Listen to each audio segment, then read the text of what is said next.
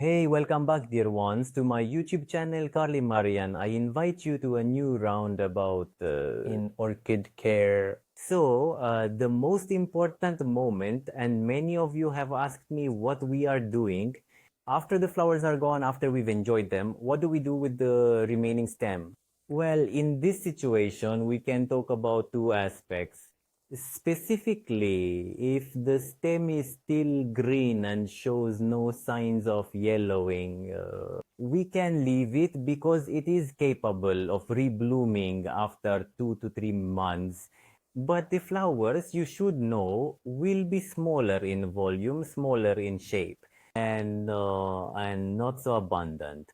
And the second option is that you can cut the stem. I'll show you how from the second node from the bottom up. What is important to remember? Most Phalaenopsis orchid growers recommend cutting the stem after the flowers have finished blooming in order to help the plant to rest a bit and focus on forming roots and new leaves, because if we leave the flower stalk without cutting it, it will direct and squeeze the nutrients so that it channels into a new bloom on the same stem, which risks exhausting it and begins to boil from leaves. That's why my recommendation and that of the experts is we need to cut the flower spike right after it has finished blooming from the second node from the bottom up. Let's see how we do this.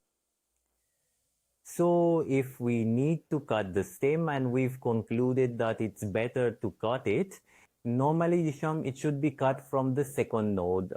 For us, the second node means the first node is down here and the second one is up here. Having such a large internode, you should know that the orchid can be cut from the first node at the bottom.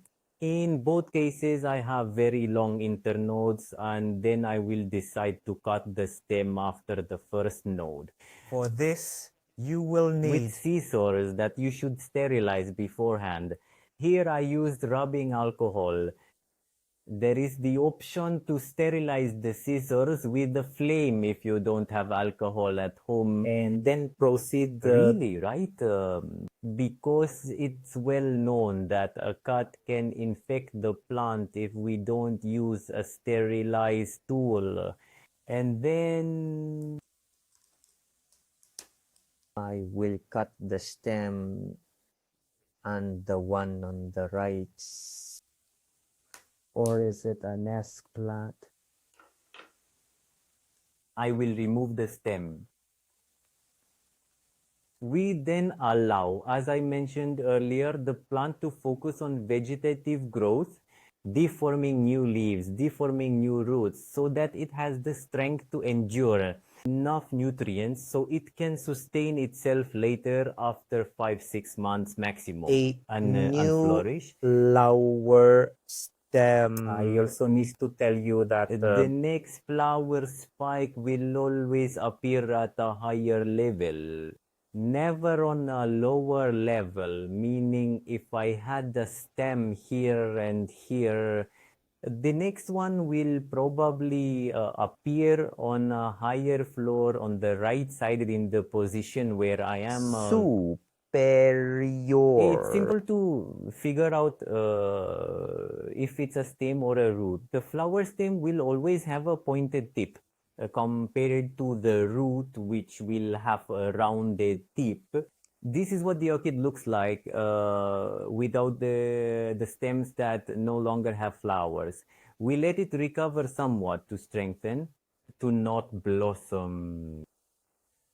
Don't forget that in this stage, we can start a regular fertilization program. Whether you use a liquid fertilizer, you can also use a foliar fertilizer to spray the leaves and aerial roots, if any. And I need to mention one more thing to you, where we made the stem cut.